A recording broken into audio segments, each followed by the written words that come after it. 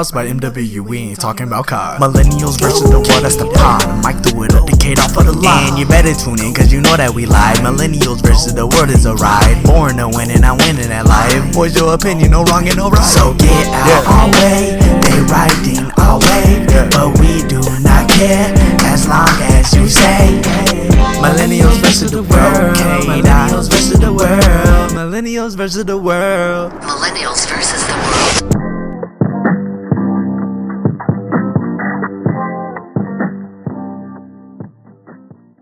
What up, man? It's the Millennials versus the World podcast, man. It's your boy K. Mims. Hey, Mike Harvey today, man. Mike Harvey, hi. Yeah, Mike Harvey. I'm talking crazy today. All right, so, hey, man, we got some really dope souls on the pod today, man, to get this discussion going, man. I'm going to let them introduce themselves. Hey, everyone. It's Aisya from Small Talk. Hey, y'all. It's Princess. Hi, everyone. It's Lewis.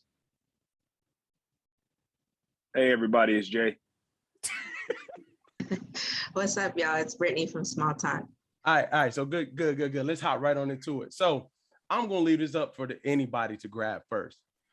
Ladies, first and foremost, and the aim of this pod is to give, men that may have just gotten married, because some of us married, some of us dating. We're trying to get a game to the fellas that don't understand, how they sticking and moving. You understand what I'm saying? So I put a poll up in my story the other day, and they said, and I asked, how many times on a date have men misread what you were doing? More than 50? And it was either more than 50 or less than 50. 13 out of like maybe 30 something women said less than half understand the signals that that women give. So my question would be to you all, while dating, it could be in marriage as well, how often do y'all send signals that don't land? 100% of the time. Whoa. Oh, okay. Yeah. What language are you using? Yeah, exactly. Listen, so I'll hop in first and say that I feel like dudes, I've learned that you guys take a little bit longer to process things, if I will. So when you got to be straightforward. Point blank period, you got to be straightforward. You got to be clean and clear cut, just no context clues, no hints, no signals, because they don't really stick.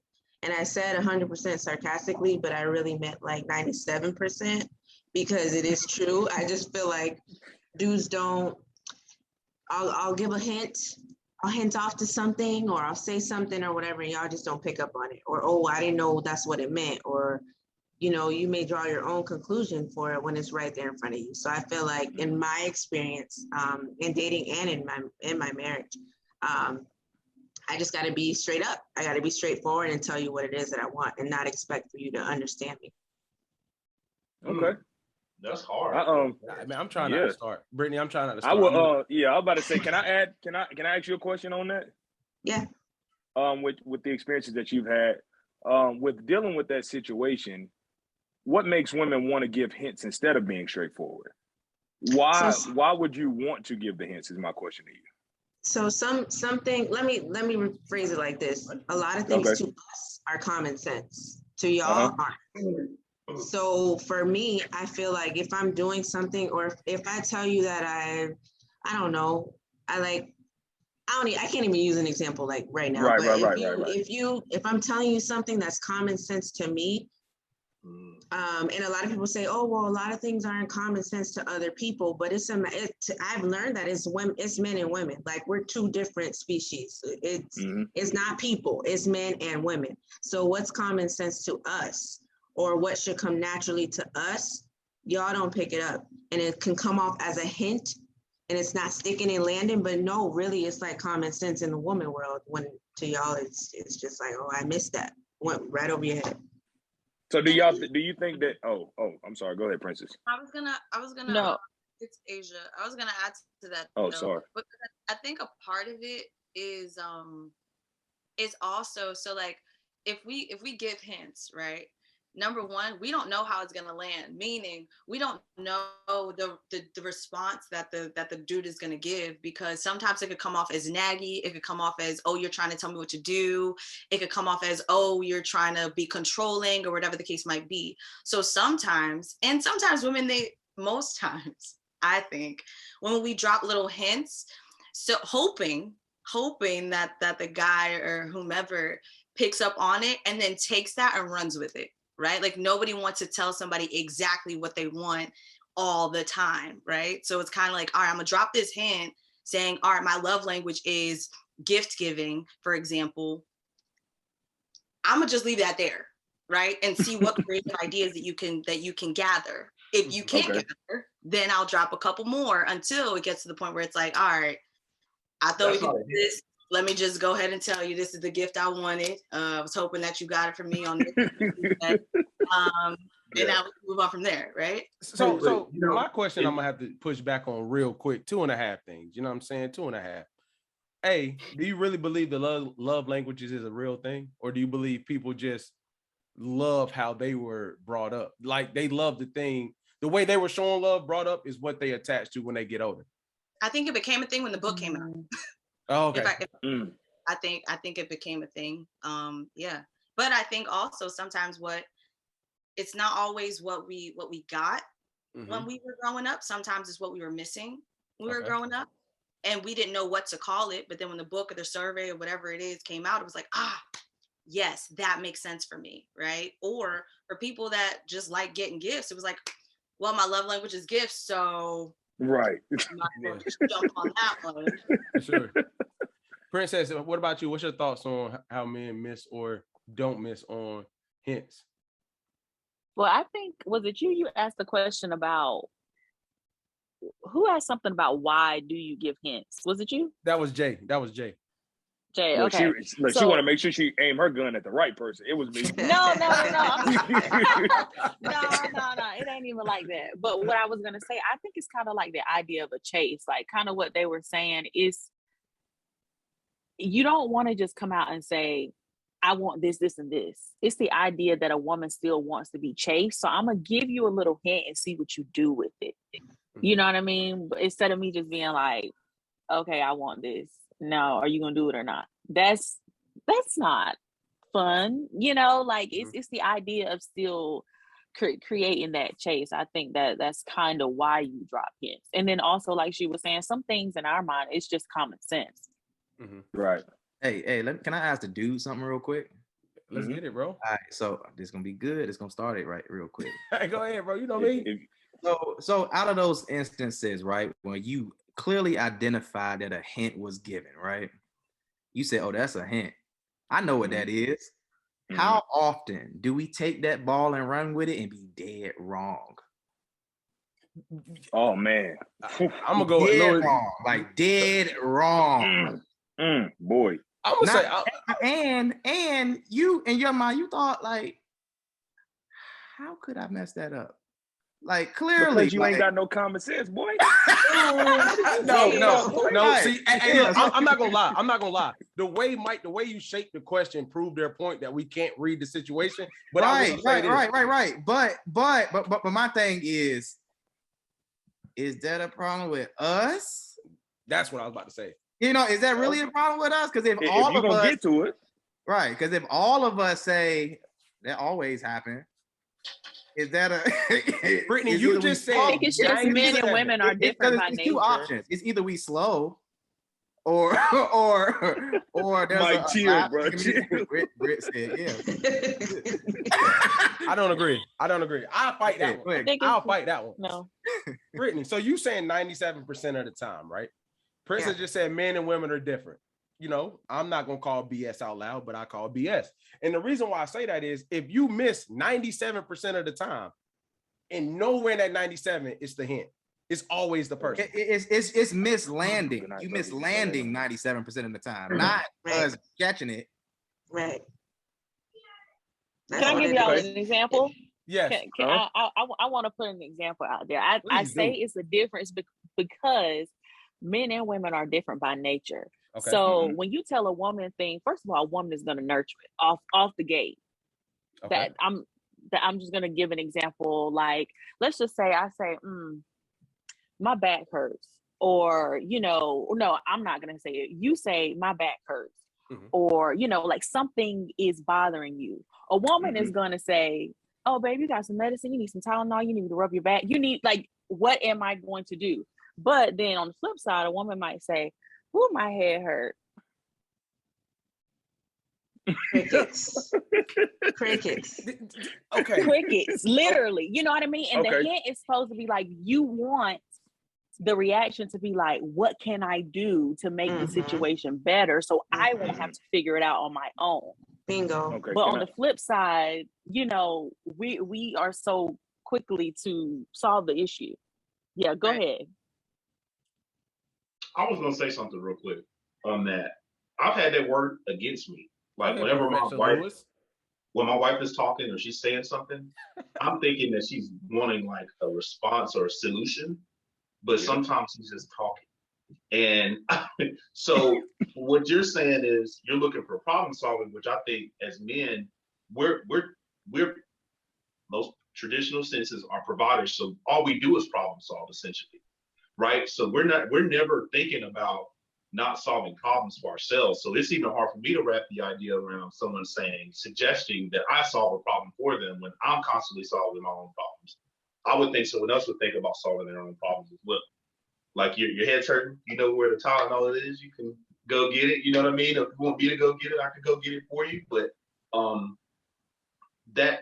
mean, I would challenge that. I mean, I think that we do think that way. But one thing that I like that Aisya said earlier about like gift giving, I think that's overt. That's clear. Like you like gifts. Now, when you start talking about what gifts to buy you, I mean, that's there's like a plethora of things that we can get. So I would want to expound on what you mean by, or how someone would miss that love language, if you will. If you've already mentioned that you like giving gifts, we're gonna give you gifts, right? I couldn't see any of these four brothers right here not giving their spouse a gift, but if we're giving the wrong gifts, like that's where we kind of need more direction. Yeah, no, that's true. Not my love language, so couldn't really speak too much to that. But my thought is this, right? If you know your person, right? If I know that I don't really like, I don't really like flowers, right? I would never, ever expect for my partner to give me flowers. Because at some point, you know, if we've gone through the dating thing and all that, you know, like even if let's say like somebody has given me flowers before, it's like, oh man, that's so sweet. Thank you so much. Right. Later on, it's a good conversation to have. You know, I'm not really a flower. Like it was a good thought. Loved it. Thank you for that. But for future reference, I don't want you to keep thinking that that's something that I want. And I think that's something that women, we do sometimes because we don't want to seem ungrateful. We don't want our partner to feel like what they did wasn't good enough. Because a lot of times it's a thought that matters. Like, for instance, this idea of what Princess is saying with the headache. Yes, we can get our own medicine. That's not the thing. We want to know, we want to feel that you care, that our head is hurting, right? So in the same way, it's like, just show that you care. We can not correct, but we can like give input later on. But even if it is something where it's like, all right, you buy me gold and I'm not really a gold person, I like silver, I'll take the gift and then I'll let you know that. But sometimes we don't do that part. It's like, how do we show we care without solving a problem? I think that's my question. How do we show we care without solving the problem? I think ask if that's what we want. Yeah. Because I think sometimes it's like for instance, once again, back to this headache thing. If you're saying, all right, babe, are you good? Do you want me to get you some medicine? No, I don't. I can go get that, right? That's a hint.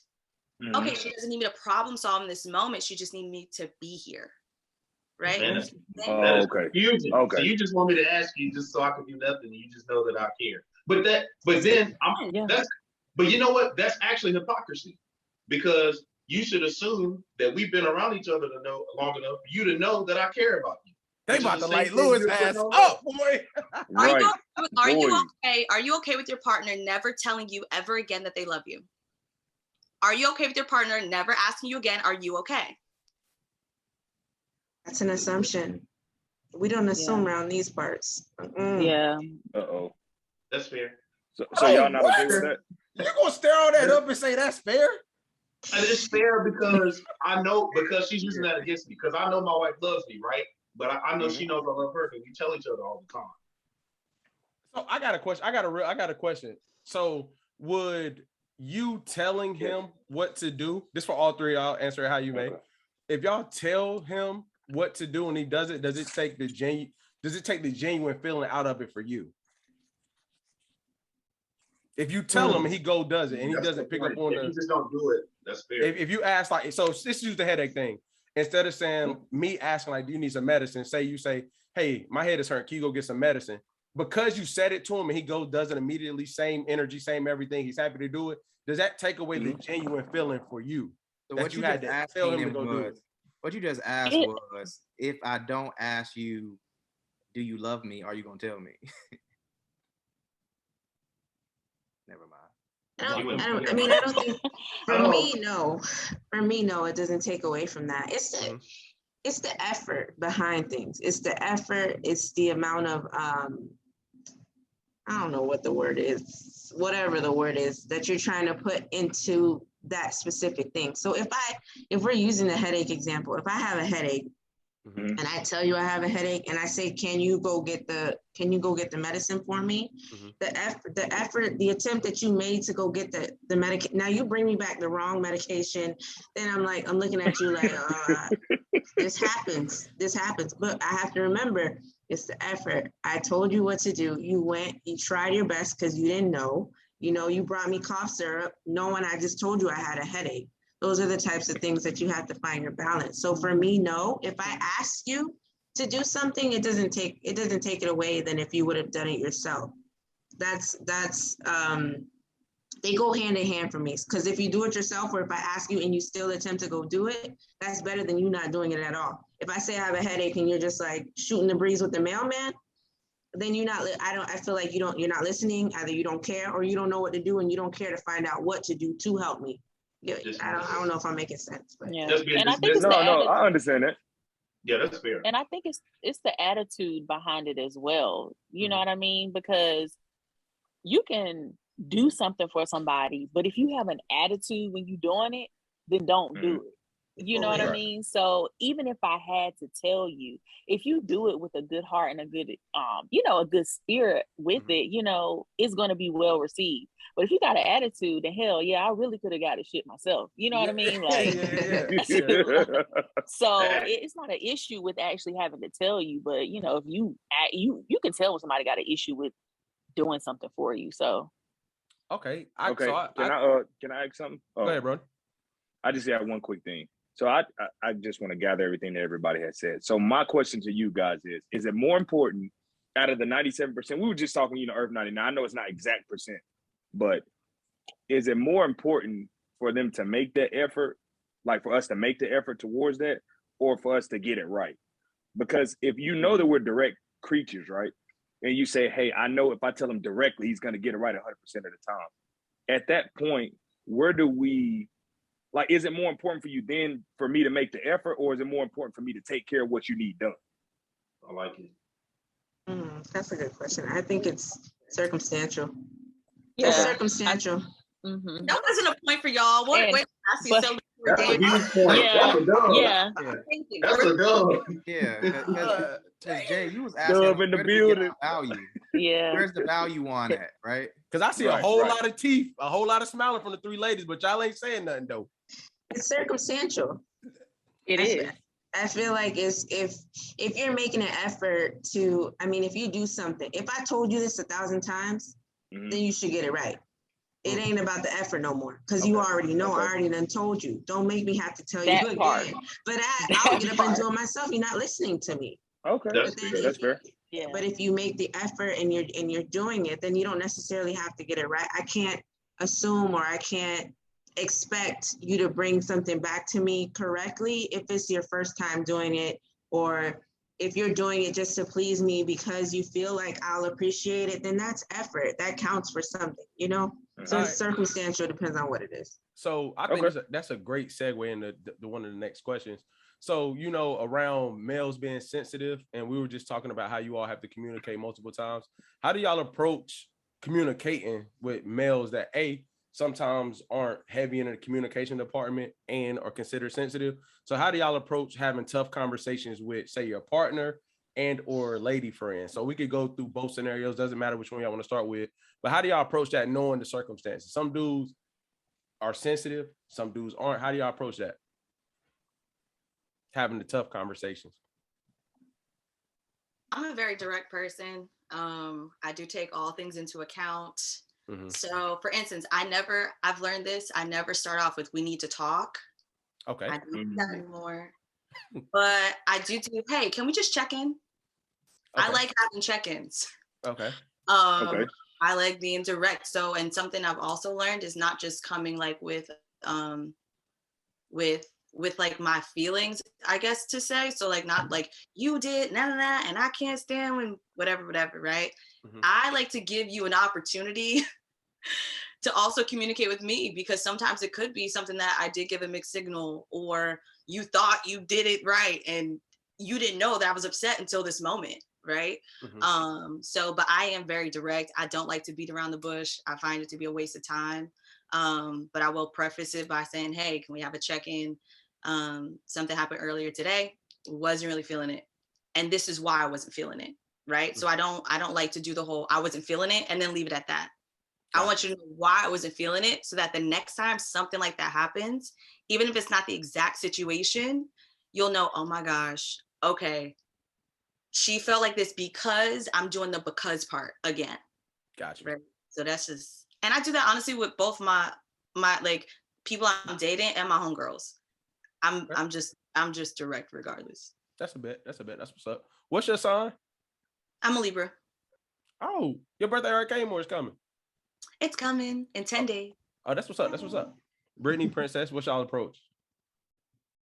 I'm the same way. I'm direct too, but I'm the we need to talk. That's me. I'm that person.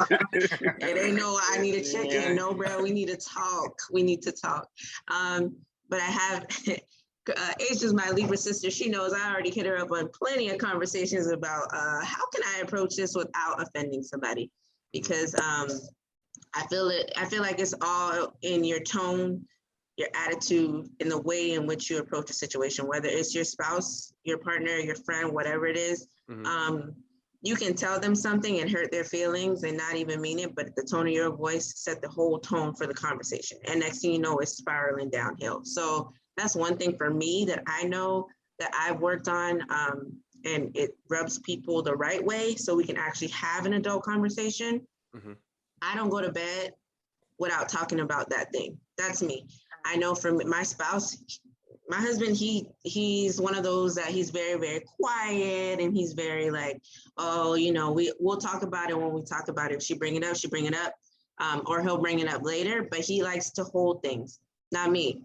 I don't like to hold things in and kind of like bottle and then boom, it explodes. I have to talk about it right then and there. When it happens, I'll give you some time, but I'm not going to bed without the situation being resolved. And that goes with my friends too. I'm not going 2 and 3 and 4 days and we got an issue. I'm definitely not going to brunch with you next week and we haven't talked about that thing yet, because phoniness and that it's just the whole thing is awkward. So yes, I am the we need to talk person. That's the way I handle the situation. What is your sign? I'm a Libra too. You must be closer to the Virgo. You must be closer to the Virgo end of Libra. No, my birthday's Saturday.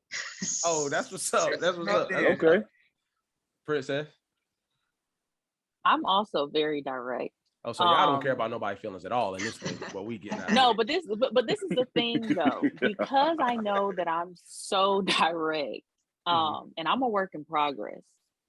I really have to. Okay, accountability. I'm for real. I really have to work on the way that I start the conversation, because I'm a direct person and I'm very blunt. I can shoot the shit with somebody. Like another direct person, we can talk. Like she said, I don't like to beat around the bush, but for other people, you know, that's not received well. So I have to slow it down for others, you know, and be more sensitive to their feelings. And that's, you know, sometimes a little hard, but you know, you just have to work on it whenever you're a direct person. And check your tone. Do y'all take direct as saying everything that comes to your mind? No. No, and that's what I was gonna say, because I don't think it is not taking into account somebody else's feelings, right? Okay. I think it's the fact of, because like I cannot stand people that are passive aggressive. I don't understand it. I don't get it. I just don't, right? Because in my mind, there's too much. Is that subliminal will? Yes. Yes, it's too much fluff in that for me. I don't get it. It's a waste of time. And I don't think it's not effective communication. It's just not the way that Go ahead, Louis. Go ahead, Louis. Y'all just said about context and not being direct. Now you say passive aggressiveness is a horrible form of communication. When you guys are just saying collectively that you prefer that we pick up on those signs. Passive aggressiveness is rooted in that subliminal communication. I hear that. We had to lean in on that one. Picking that up. However, in this context, I'm referring to or if there's a disagreement, right? If there are certain things that there's the foundation of these are the facts. This is the way that I feel about something, right? So in regards to feelings and the way that I feel. I feel like setting the foundation for a relationship sometimes when you don't know the other person, right? I think that's a little bit different. So giving them the opportunity in the same way that I think being direct, right, in the context of like, this is a disagreement or I'm feeling a type of way or whatever the case might be. Once again, I don't think it's not hearing what they have to say or not taking into account their feelings, right? But it is also making sure that you honor whatever your feelings are and making sure that you get to speak your piece as well. That's important. I'm gonna say something, and here's something that I thought about.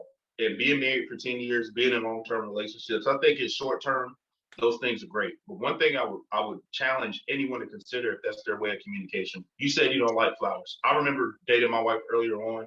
She didn't like certain things.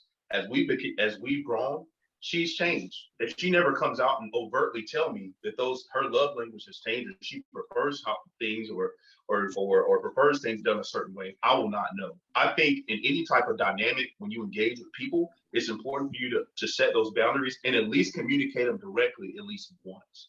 I don't think there should ever be an assumption of anything and then like you said about feelings or the context of the argument, feelings change. That's why they're called emotions. They're constantly changing.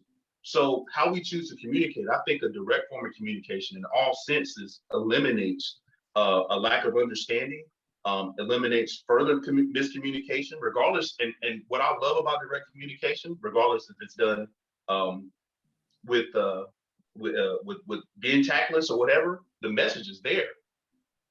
How you choose to feel about how the message is communicated is up to you and to deal with it, right? Even if that person has miscommunicated that to you. But if they told you exactly how they feel, whether they were yelling or whether they were calm, you got the message. I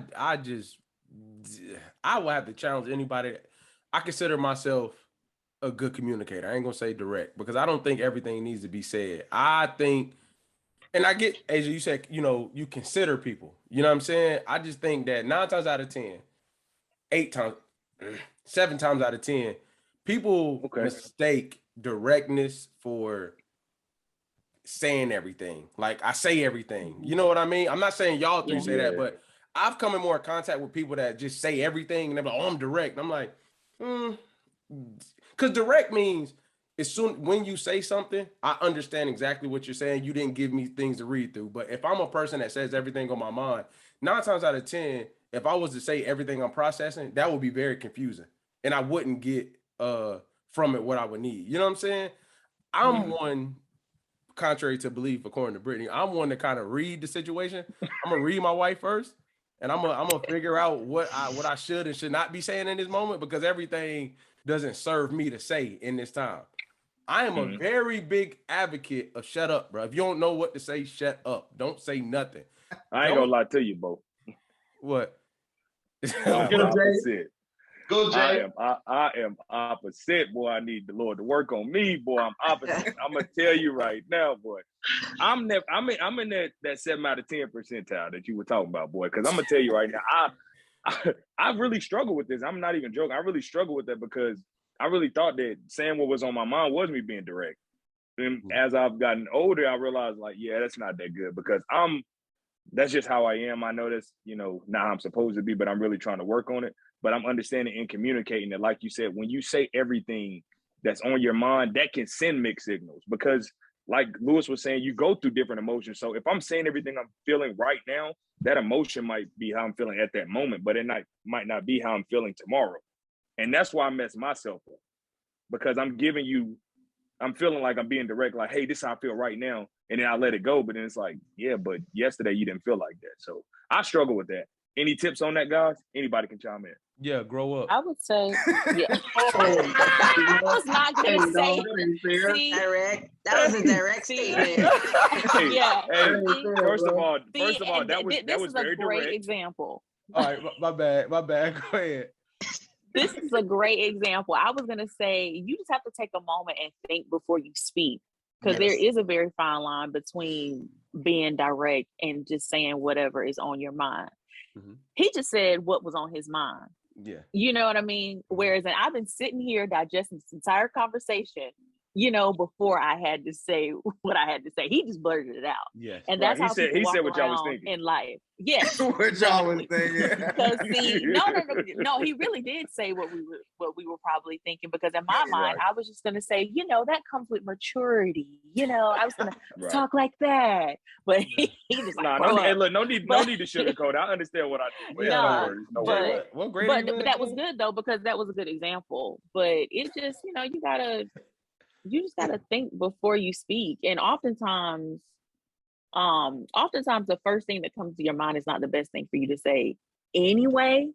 Mm-hmm. And with being direct, I noticed that I do need to take a moment, because if I say the absolute first thing, you might not have as many people that like you. You know what I mean? And everything is not meant to be said.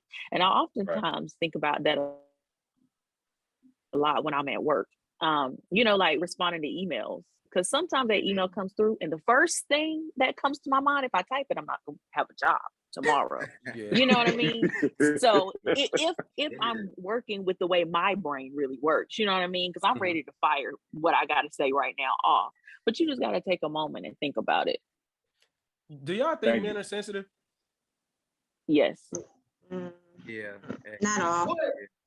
I'm just kidding. I don't think it's sensitive. I'm about to say, look at you being sensitive. I think more men are more sensitive than what they believe themselves to be. I'll put it that way. Interesting. Aisha, I didn't hear you say anything. You think we sensitive? Not we, but collective. That's a yes. No, it is, but because I'm like, all right, how are we defining sensitive? Sensitive, right? yeah. Okay, so let me exactly. Mike, I'm gonna give when we shot the most recent joint, right? Yeah. There was a conversation that she was saying she was bringing. This is a scenario. Mm-hmm. We was on another show, and the woman had said, like, why are men so sensitive? This specific thing was talking about sexual appetites coming to tell your partner, like, hey, you know what I'm saying? Something didn't hit. She was like, something not hitting right. You know what I mean? Like something's a little off. My response was, do you think that's telling me? Do you think, like, how do you figure saying something's a little off is telling me what's wrong?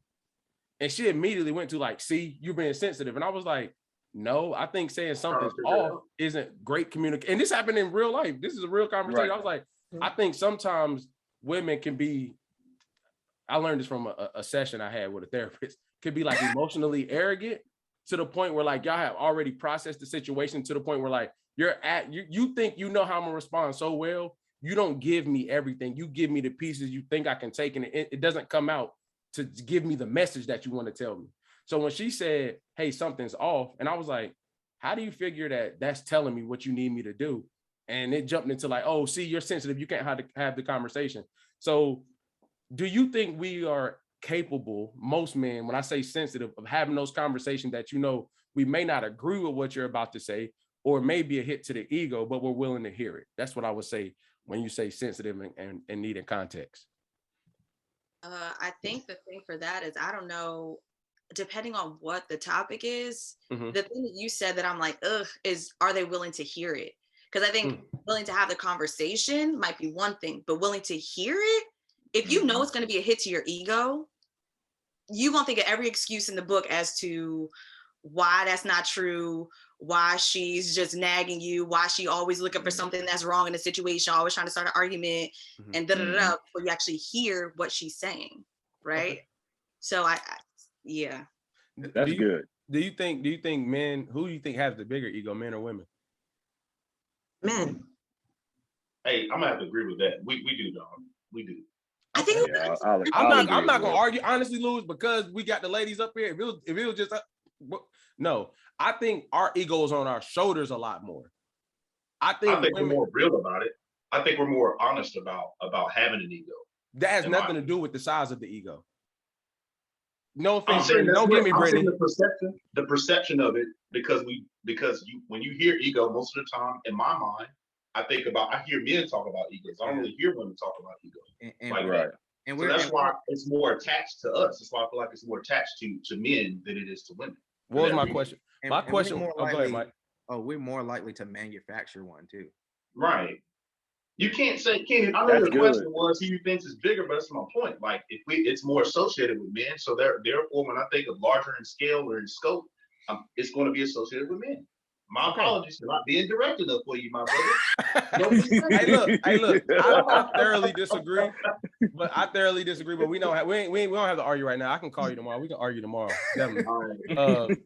But I guess staying in the same realm about communication. Another question that we have is like, Bryttany, you're married, Aisya Princess. I'm gonna say you all are dating, if in a relationship, whatever the case may be. What's the number one thing that y'all require that has been a miss multiple times being on the scene? What's something like most guys just don't get right? Because y'all are successful, y'all have good careers, y'all doing your own thing, may not necessarily need someone, but want that person. What's something that kind of dudes miss a lot more? It may be simple or big, but what's something that dudes miss on a lot, I should say? If anything, may not be anything. Does the question make sense? It makes sense. It makes sense. There's probably so much shit that we miss. Hey, they don't want to say it. They don't want to say it. Yeah, damage them egos.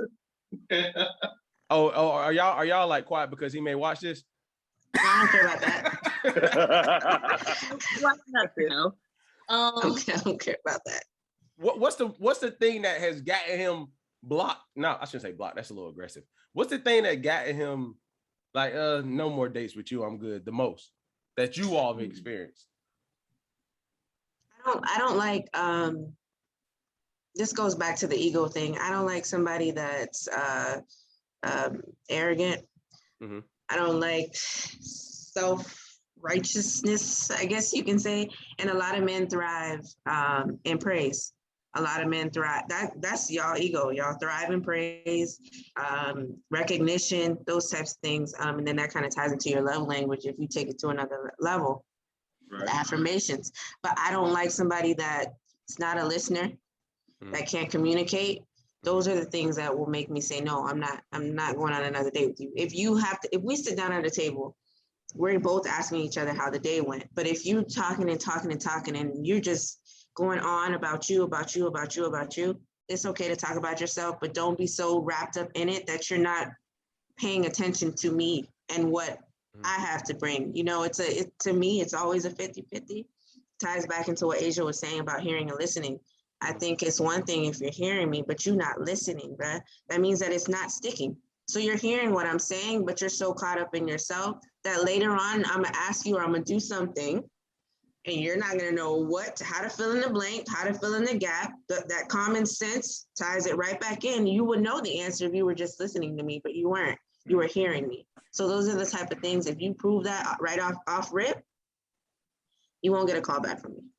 Good, gracious alive. Well, direct. Well, that's good.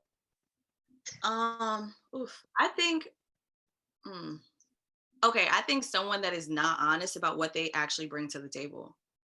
Hold on, so if he broke and he say it, you cool?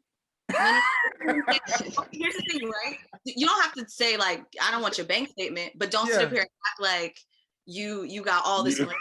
You are with that bread. No, Aisya, answer my question. If he broke and I'm so broke. If he makes significantly less than you and lets you know for real, hey, this is what I do, that's cool. It's a possibility he make it a date too. Can he pay his bills? Can he pay your telephone bills? That's into that communication piece. Can he pay his bills? Because my thing is like, depending on, to answer your question, it depends, right? Here's the thing. A bummy poor is very different. I'm comfortable poor is very different than, look, I'm really trying here. This is an ambitious poor. This is an ambitious poor. And I have a man without a vision Don't even look at me. Good, great. Hey, can I ask y'all a question? Because I've heard women, I hate generalizing, but that's what we're doing tonight, right? I heard so many women say all these you're things. generalizing. No, we're not. I say Bryttany. I'm generalizing. Yeah, we are. I'm generalizing. My bad. I'm generalizing. Yes, but I've heard so many women make comments in the same arena of everything that you guys are mentioning, right? But then I see they meet that one dude. It could be because he's good looking. It could be because he has something to offer financially, and they scrap all that shit. So I guess my question to you guys is, have you ever been willing to scrap it? And what was the reason why you did? I was stupid, and I'm paying for the consequences. So why? No. Why were you stupid though? What was it that made you just completely, forego your values? What was it? Personality. It was. So I'm a personality person. If you can make me laugh, if you're outgoing, if you think outside of the box, I'm not looking into your pockets because you sold me a dream. You said you were ambitious. You said you were going to do these things. So yeah, I was willing to ride with you for the time being. But then when all those things that I didn't like, that I feel like I kind of pushed under the rug for you, they later resurfaced. And when your personality started showing the true colors, then it's like, okay, hold on. Now I'm realizing that I'm the clown in this situation because I let you get the best of me, bring me to this space. Now I'm at a level of vulnerability almost to the point where I'm complacent and I can't leave, or I feel like I don't want to say I can't leave. You can always leave. You always have a choice. But you feel like you're so tied up in a situation that it's like, okay, now I'm weighing my options. We're so deep in this thing. Am I going to bounce or am I going to stay? Right. So, Princess, what about you? About the whole, the number one thing that, first of all, are you dealing with a broke, honest guy that Asia said she would date? And then. Now, wait a minute. I'm just, Asia, I'll just bet you know how to get you. But what's your thoughts? What's the number one thing that misses? And I do want you to answer that question about broke and honest. Okay. I would say the number one thing that misses for me, I just feel like guys are not honest with what they actually want right now. Mm-hmm. It's okay if I want marriage and you just want some booty. You know what I mean? Like, yeah, for sure. That's okay. Though. Yes, you can. For me, yes, you can, because that's where the direct comes from. I don't have time to be guessing or assuming that we are on the same page, like if that's what I want. Because if we're talking, I'm going to communicate that with you. But if you totally on the opposite end of the spectrum, I expect for you to say it so that way I can gracefully bow out instead of you leading me on. But a lot of times that's not what you get. Someone will play along like your dreams and aspirations are the same, is lining up, but really that's not it. And then you end up in an entirely different situation. So I say it. That's what I prefer. So I'm not okay. I got you. I'm not even gonna ask that. I'm just saying. So just a man may need to hear this. So essentially, if he really, really likes you, right? I'm never advocating to lie. Tell the truth all the time, fellas. Omission is not lying. So you know what I'm saying. Secondly, what I'm saying is, essentially, his honesty is going to play against him if he really likes you. And because what if right now he does want that, but he can see himself with you, and he tells you that honestly because you asked for honesty, but that doesn't mean that he doesn't want what you want. It's not that he can't see what you want doing it with you, but his honesty essentially is going to get him cut off. So why would he say that? Okay, but you need to be cut off because you're not what I need in my life right now. So just be honest. And then if I'm still available whenever you are ready, if you really wanted me, then it'll circle back around. It will circle back around and you'll find me. But don't just lie. Omission is not lying. First of all, we wouldn't say anything. That's not lying. But what I'm asking you is, See, that's another thing. That's what we getting y'all cut off. The lying, omission. That's not lying. That way. I will argue this down. That's not lying. Hold on, time out. Let me clarify because I don't have this argument 1,000 times on this podcast. I'm not talking. Let's go ahead and eliminate all detrimental things. We ain't talking about you went out there and cheated and I'm gonna come home and not say it. That's not what I'm talking about. What I'm saying is if something happened in my day that's not going to serve us and it's really not that deep, I'm not going to say it. That doesn't mean I lied to you. Do you understand what I'm coming from? No, I agree. But in this topic of conversation, we're talking about what I want versus what he wants. So if I'm telling you what I want and I say, hey, what do you want? Now, if you don't tell me what you really want, then that's a lie. Because I asked. Okay, you shut me up. That's facts. But no, I feel you. I feel you on the omission thing. But the way I'm saying it, all that will be a lie because I'm going to ask you. Now to answer your question about what I be with what you say, the broken honest, broken honest, broken handsome. Yep. The broke handsome and honest. I agree with Asia. It depends. When she said, can he pay his bills? That was a good way to put it. Now, ideally, it's not my first choice, but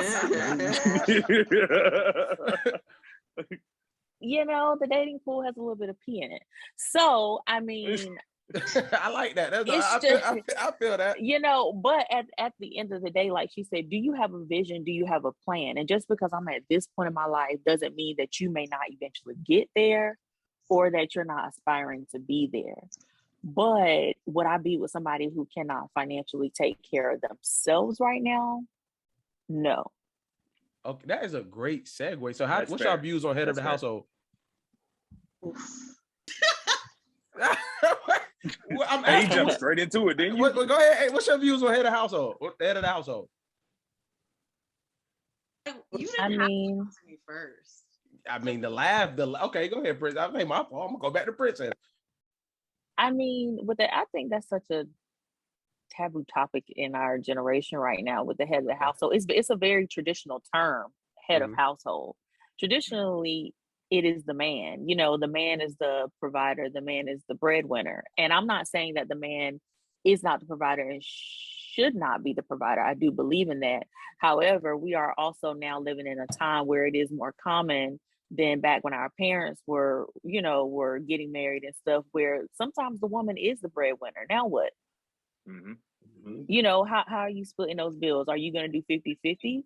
Or it could be a situation where, for the sake of the ego, I'm going to put it that way, that may be something, because, you know, I could see why a man would struggle with that.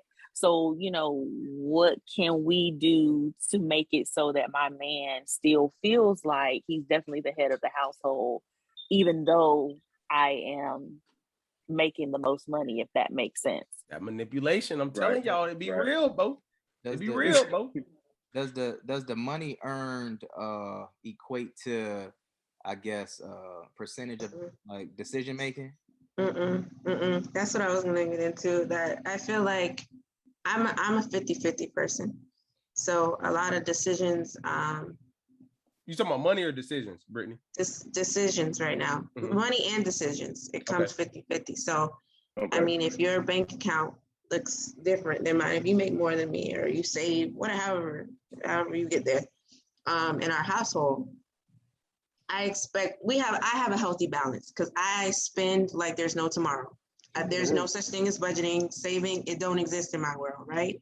But he does. That's his niche. So when it comes to balancing credit and bills and stuff, that's his thing. But when it comes to decision making, like where we need to go, where we need to be, what we need to do to get there, that's where I come in, and we kind of balance each other out. So that head of household, to me, I mean, if he needs to hear that he's the head of the household, then okay. But that's not a term that's processed. I feel like you were saying, Princess, it's very traditional, it's very old school.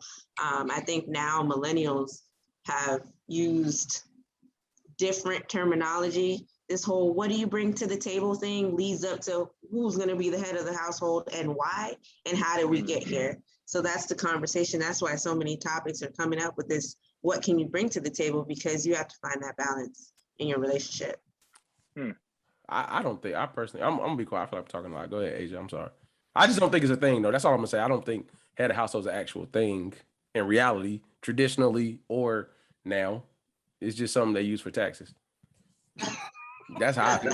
If you marry, it's called married, filing jointly. So it's head of household is for non-married people, actually. But either way, it's still just terminology that they use for taxes. To me, I'm disagreeing with you. I'm about to disagree with you. Louis, we've known each other for 12 years and probably agreed twice. I do not mind that at all. because see, I'm trying to let ladies talk, but y'all rattling me up. I'm gonna put it to you like this, Princess. I'm gonna say this to you, then I'm gonna say this to you, Brittany.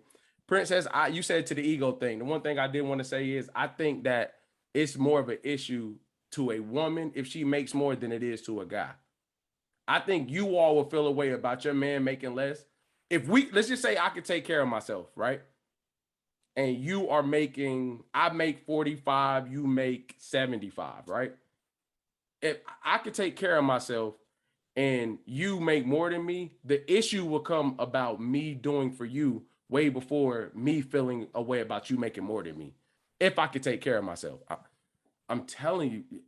No, I'm going to argue and say a man will probably feel I'm going to say he will probably feel less of a man if the woman can provide all these things for him, but he cannot do the same in return.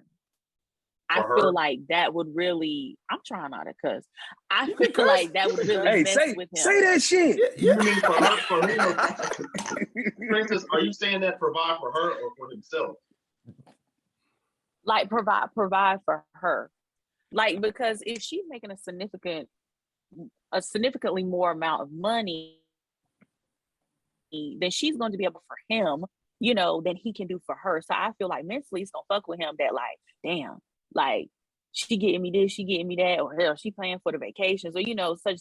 Not saying that he can't contribute, but it's gonna come easier for her. So I feel like as a man, going back to that head of household mentality, or just scratch head of household, the provider, just seeing the man as the provider, I feel like the man is not going to feel like he is the provider, and that itself is going to fuck with him, not necessarily the head of household. Can I give you a scenario? And I want all three of your responses. Y'all go to buy a house and the man's making 45, you're making 75. You want a certain type of house. I'm saying, no, we got to get this house because this was in my budget. Wouldn't that make you are more likely to get pissed off that I'm trying to stay within my means to make sure I can afford my side of things, versus if we move into your house and more responsibility falls on you?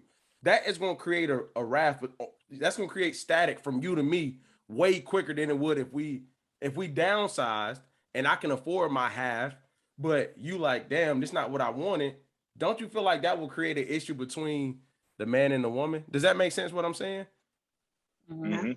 Yeah, of course it's gonna create an issue, but that's where healthy balance comes in your relationship. You got to know your partner.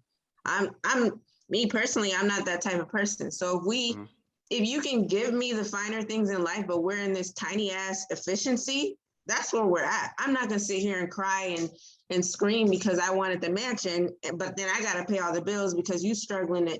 That's not healthy. That's not the way relationships should work. I feel like you got to know your partner in a sense that if they're very materialistic, that's just who they are. So of course the woman, if she's making 70 G's and you're making 45, she's going to have a problem with that. So you got to be willing and able to accept that. If not, you need to cut that off before you even think about buying a house. That's facts. Yeah, I think my issue is actually what you said and how you described it, because you said if y'all move into her house, that's already an issue for me. No, I said if y'all buying a house. No. At the end, you said, and y'all have this amount of money, and then the last thing you said was, and then you move into her house, then she would probably have like an issue, right? I'm only saying that to say, subconsciously, right, as the man, even as you're describing that is now her house. So in my mind, anytime an argument happens, anytime she can't for whatever reason pay said bill, it's her house, because you did what you need to do so that y'all could have her house. And now that's a whole, I don't think it should even get to that point, right, where it's her house. Okay. So in my mind, it's like, I'm good with what Britt said, because like, for instance, if the line of work that I'm in, that I decided for my career naturally pays more than whatever it is that you're doing with your life, but you're doing it and you're getting it, then I have to be realistic with that. You know what I'm saying?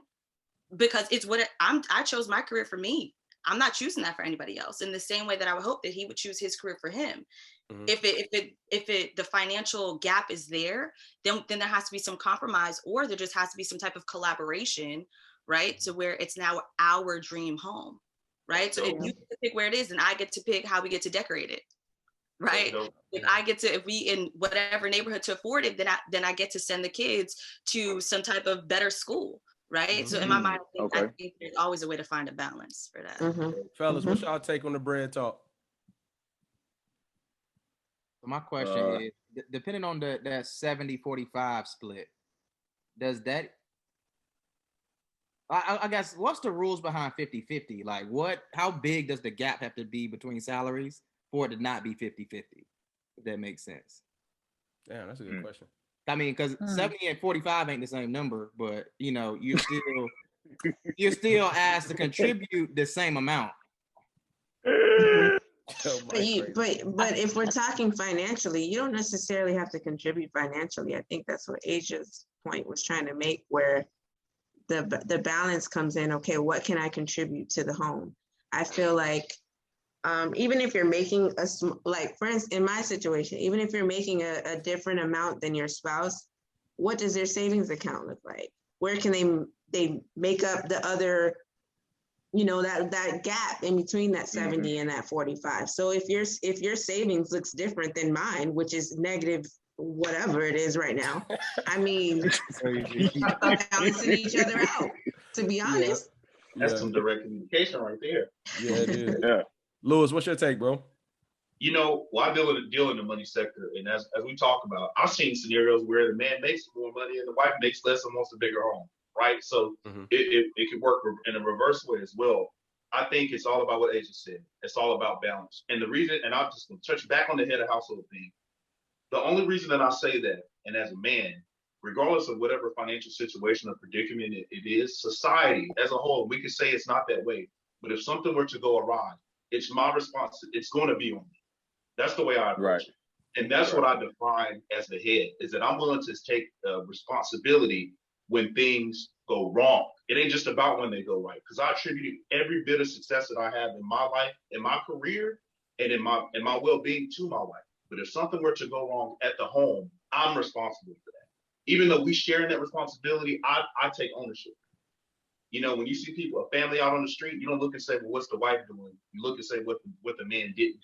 Mm-hmm. So that's where that head of household terminology comes in for me. But ultimately, I do think it is about a balance, because you can make the most money, but from what I've seen, people that make the most money don't know how to use it. It's the people that make less that actually know how to use it and budget and know what to spend the money on and do those things and decorate it and all that stuff. So it's not so much attached to money for me. It's about the responsibility and ownership of when things occur, and if you're going to have the family on your back to make these decisions. But it is about balance.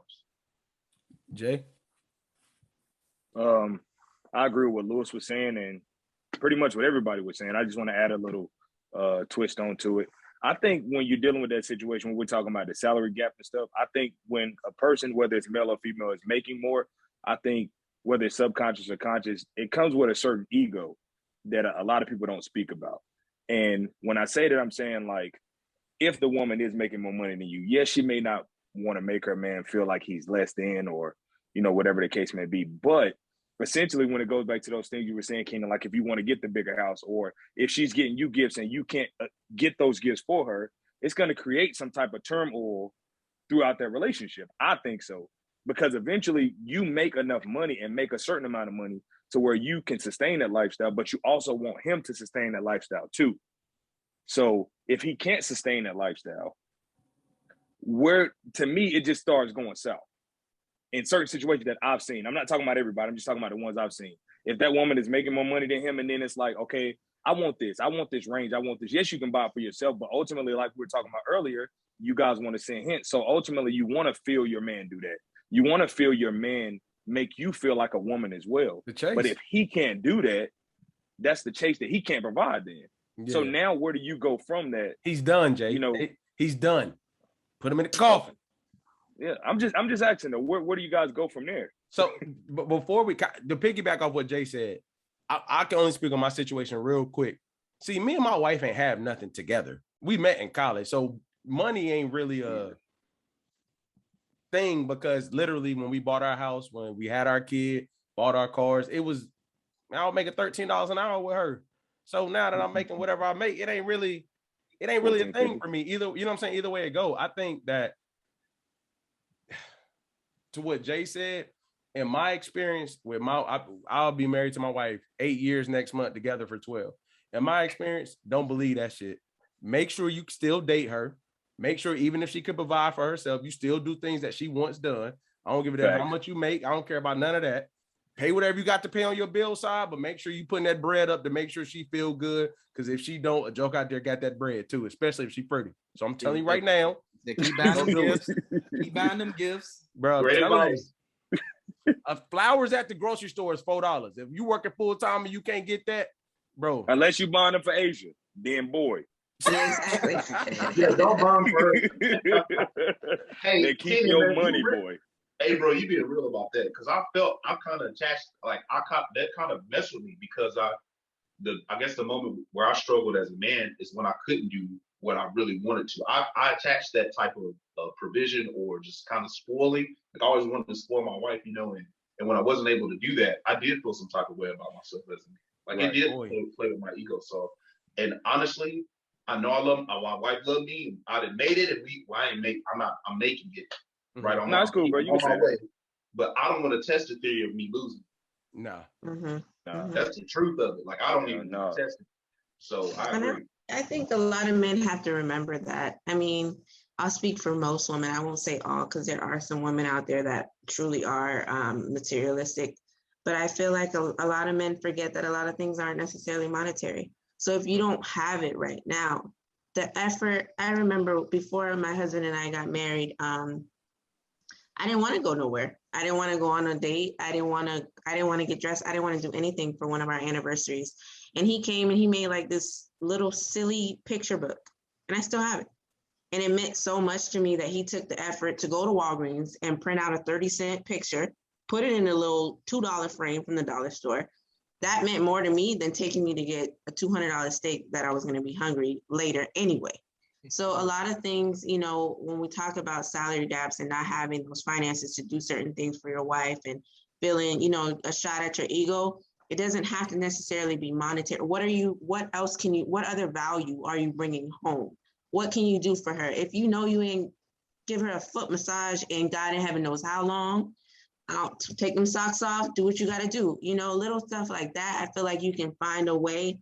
Every woman has her niche. Once you learn your partner and you know what she likes, bring it. Just bring that out instead of running to, if she loves flowers, by all means, she loves flowers. But if she doesn't, like Asia, you got to find something. You got to find what she likes and bring it home. They gonna hit on Asia, boy, them flowers. I know they won't leave Asia alone about that. But you know what, Brittany? I think that just comes with a level of non-sexual intimacy. Like I don't think you start out like that. You feel me? Yeah. That's why I think it's like once you get past the like, you know, I pay for the first date, I grab the check, I think that level of intimacy you gain and you locked in. Because I say it's always levels. Like you feeling somebody, you like them, you love them, then y'all locked in. Once y'all get locked in and you understand how her mind and her body works, it's not about monetary then, because she knows you can provide that. But what I'm saying is I think you got to come. I'm sorry. I really believe y'all telling y'all truth, but I don't think that applies as far as like, hey, I can take care of myself and you gonna keep talking to me. But when that salary hit the page, no, that's not going. That's how I feel personally. Because I think frustration seeps in because I can take care of myself, but that has nothing to do with my lifestyle, how I take care of myself. So once you think I'm cool with that, and then you realize how I'm living, like, damn, no wonder why you can take care of yourself. You know what I'm saying? You ain't even got a headboard, you got the mattress and stuff on the ground. You know what I'm saying? It's done deal. Like, say if I say I can take care of myself, Herb 98, I say everything right on the date. You coming back with me, we get to my house and in my room, it's the spring in the mattress. I'm done. Oh yeah. I take care of myself. Right. Care of myself. But what if he? That's What not if really he? you What if he taking got the care of rose petals yourself, on his though. finger? No, Kenny, your back hurt though. That's not taking care of yourself, dog. Hey, Mike, living a lie, bruh. me and her back about to hurt. Oh yeah. You about to tear that spring up, boy. Hey, Mike, don't leave hers out of it either. Me and her back about to be hurt, boy. Hey, they gonna be like, "Did you leave?" Nah, I got to see it through, my boy. Yeah, Got to see it through. Yeah, look, but 9 times out of 10, I realize this. If she like you, she gonna. Y'all don't. She jump gonna on lay me. on your bed. No, Hey. don't. Y'all don't jump on me. If she like you for real, she's willing to Overlook a lot. compromise standards sometimes because she likes you, and that's happened way more often than we're allowing to admit. That's true. No, I will absolutely admit it. Oh Yeah, yeah, that's true. Yeah, you know what I'm saying. So, but anyway, on to the I transition. agree with Huh? Say again. I was saying I agree too. Like That y'all willing to compromise standards as long as he cute. That's. Oh, I mean, we didn't say just because he's cute. That ties to my question earlier. What are you willing to overlook, right? What was it that made you overlook those values? That tied back into my question. yeah. Yeah, that headboard. Yo, chill. I think a lot of it comes where you currently are, like with yourself, with your own self-esteem, your own self-worth. Fully like know yourself and know your self-worth, where you say, no, I am not going to accept this, and it's a no. You will, end on that. Would y'all date a man that's currently in therapy, but he's open and honest about it? Yeah. yes. Absolutely. Yeah. We going to therapy That's together. attractive. How's that a negative thing? Yeah. How's that negative? I didn't say it was a negative thing. I think some people see therapy as a negative thing. I don't. That's why I asked the question. Yeah, there is a negative connotation on therapy, but I think now it's working its way around. So nah, we gonna do that together. Y'all date someone that eats lunch every day? What? What? You said that what? My point. That eats Hey, bro, what? you trying to normalize therapy through talking about lunch? Like what? Therapy is normal. That's my point. Therapy is normal. No. But what I'm saying is, you can say that now. But What's that about? Like, I get what he was trying to do, but like, I don't know. That's my point. It didn't make sense. I didn't get that question. How did that not make? How would that show? I'm saying you asked the question because I'm assuming that I don't even know where the direction is going. I see therapy as nothing but positive. So how is that something that would be a challenge or a reason why someone would not date somebody? Because some people might think you crazy. They might think you got too much going on at the moment. It's not. You need to work on yourself more. Yeah, I'm sorry, Jay. Go ahead. And I was just thinking that some people may look at it negatively, like, okay, they got too much going on. Like, what are they in therapy for? I have to deal with these traumas now. This is, they start thinking of all these things that may scare them away. And people do think like that. Yeah, I mean, this is a healthy group up here, but yeah, like Keena said, a lot of people ain't there yet when it comes to Yeah, and there's a lot of people in therapy manipulating their therapists too. So I mean, it gets crazy. But anyway, to the transition to upbringings, man, is there anything that how y'all brought up? So we all millennials up here. You know what I'm saying? We was brought up in that go to college or the military type vibe. Is there anything specifically that you kind of grew up and just kind of rejected now? Like, yeah, you know what? That's not the wave at all. Your upbringing still apply to today? Everything? Yeah. Go ahead then, Miss Bryttany parents. Go ahead. Okay. That's dope. Ladies? Yeah, I don't. I think for me, and this is something that's like, I don't have to get married. And also, if it is like, I don't, how do I say this? I would love to say that I don't believe in divorce, right?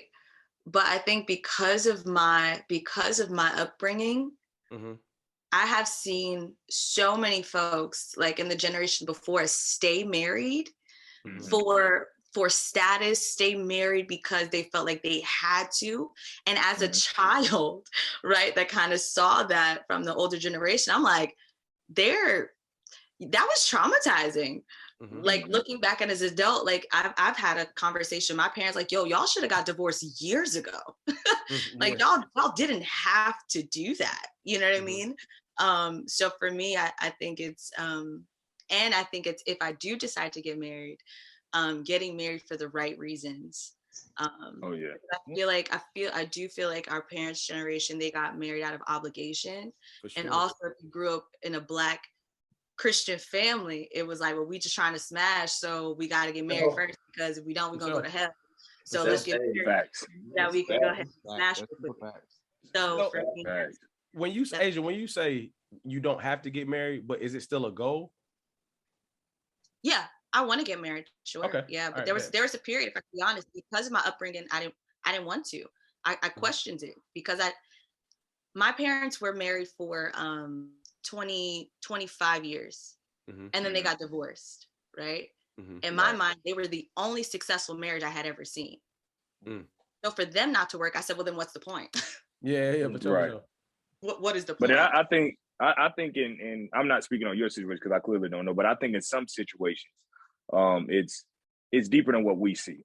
Like we look at how it affects everyone as a whole, because we can't just make a decision. Well, we can, but 9 times out of 10, it's kids involved. It's other factors to where it's like, how do they feel about it? But I get what you're saying, because if you look back, somebody's married for 25 years and it was unhealthy, and you still saw that. What did you gain from that? What benefit did you get?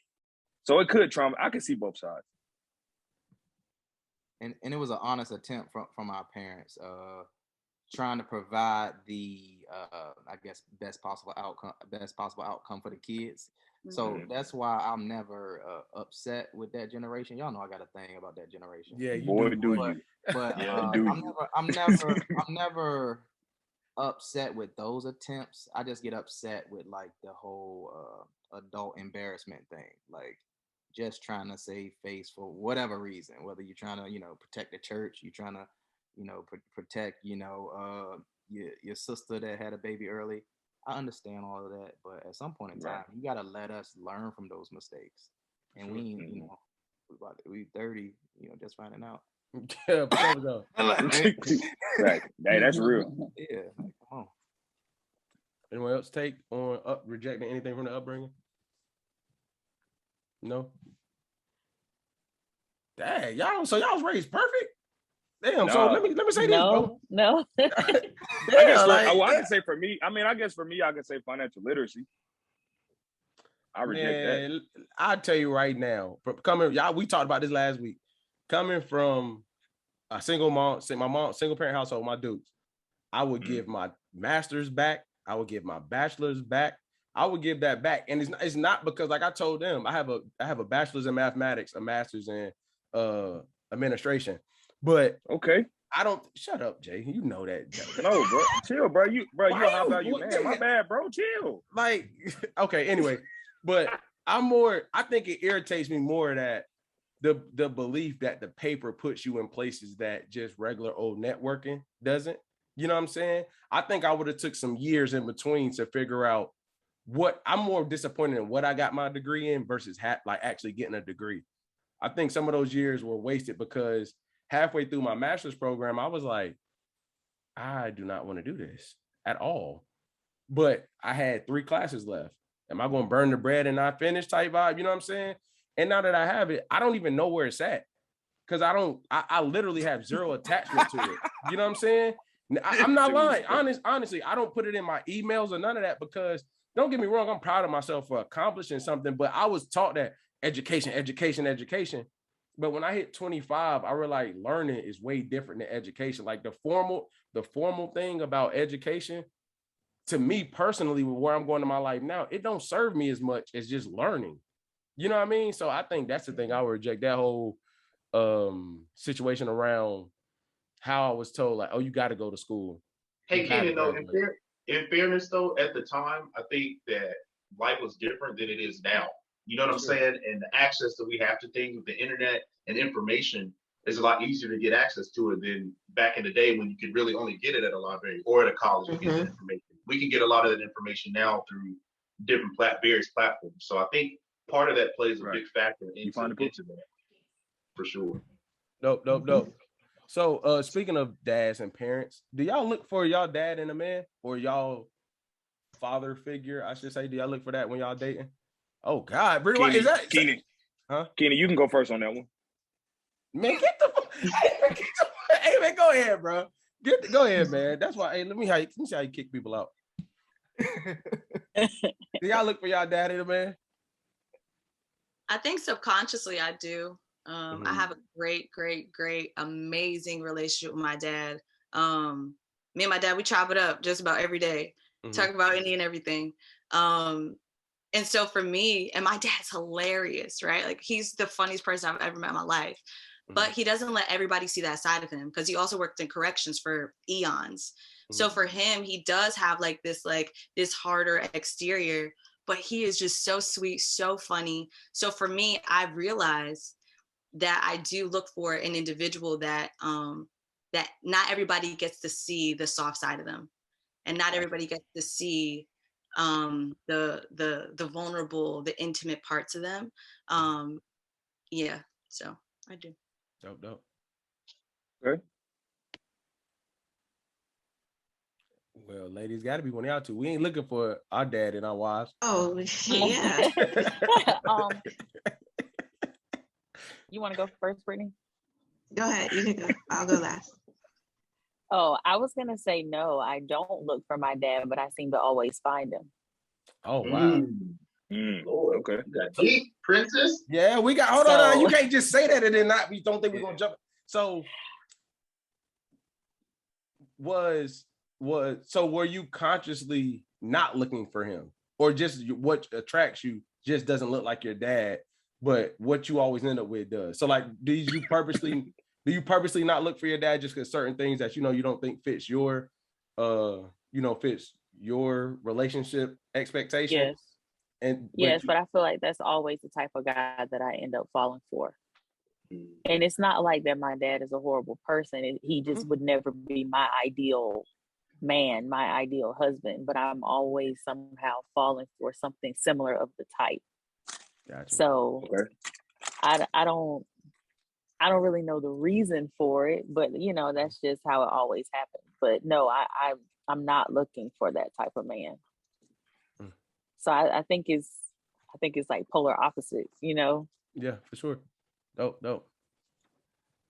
That was good. I guess I'm the neutral one. My parents have been married for 38 years now, I think, or 39. Okay. So my upbringing is a little bit different, and I've always told myself, like, yeah, I want somebody like my dad. My husband is exactly like my father, and I hate it.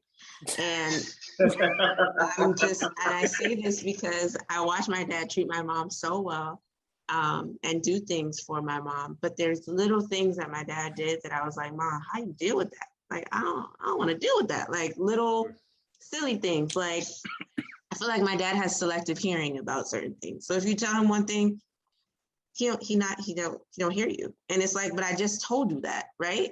My husband does the same thing.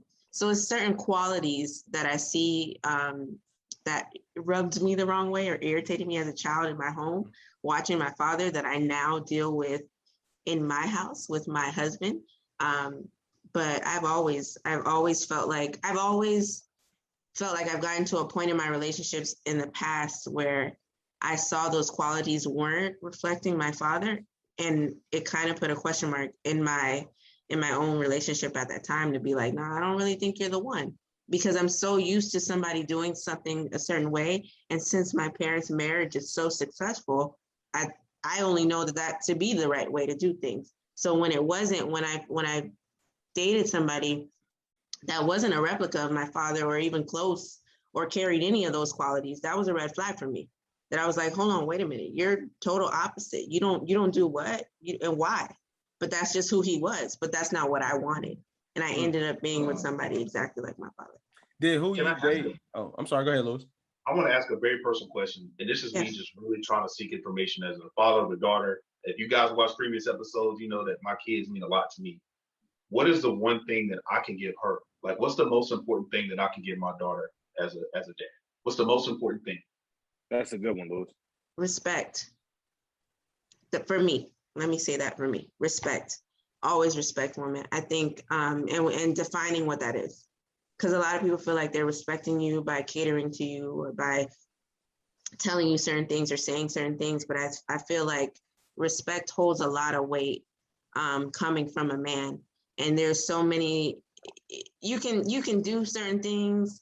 When I say respect, I don't even mean like, oh, you cheated on me, you disrespected my relationship. No, after you cheat, what are you doing? After you have a baby with a woman, what are you doing with her? After you marry her, what are you doing, for her, to respect her, to show her that she's of some sort of worth still, despite the fact that y'all might not have made it through or whatever it is. Women, Black women in general are very strong individuals, just as much as Black men are too. And I feel like we don't tell that to each other enough. And it is a lack of respect from our own kind. So if you could tell your daughter, please find a man that respects you. If y'all don't work out, let it be that. But just as long as that man respects you as a woman first, you're good to go. Let the situation go, but just make sure because people say, oh, you need to earn that respect. We've already earned it. We've already earned that respect as an individual, as a human, as a Black individual on top of that. So I just feel like that goes a long way. Respect for me. I'm speaking on my terms here. That was big. I would say see her, love her, and spend time with her. I feel like for girls, you say you have girls, right? I have a son and a daughter. Okay. Mm-hmm. So I say for girls, see her, love her, and spend time with her, because for a little girl, most times her dad will be the first man who she loves. Mm-hmm. So it's really up to you, really, what her first perception of real love really is. So I say see her and spend time with her. Be concerned about what she has going on, like in her life. Affirm her, tell her that she's beautiful. Tell her, that she's smart. Tell her that she's intelligent. Because oftentimes, like she was saying, how it plays out in your future relationships, whenever you do not receive those things, for one, sometimes you go seeking them in a negative way because you never received it from your father. But as you being there as an active dad, you want to make sure that you are actually providing her with really just all the love and like she said, respect that you can give your daughter, so she will never have to question when another man comes in her life what real love should feel like, genuine love. Dope. Yeah, all those were great. From my experience with my dad, I think amongst those things, like to this day, I can count on throughout the week, my dad will always send me some type of, you got this, you're amazing, don't let anybody tell you any different, to this day, right? So that's something I'm used to. And that's why even earlier we were talking about love languages, that's why words of affirmation mean so much to me, because my father gave me that constantly. I saw my dad be silly.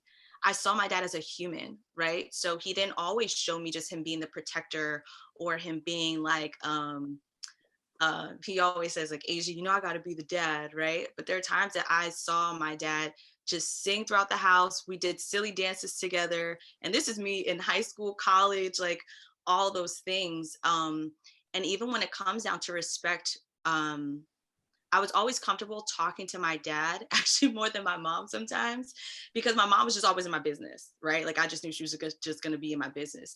My dad gave me a choice. So he would always say, baby girl, I don't want to get all up in your business, but if there's some boy you're talking to and he give you trouble, you could come to talk to me about that. And he gave me that invitation. So there were times.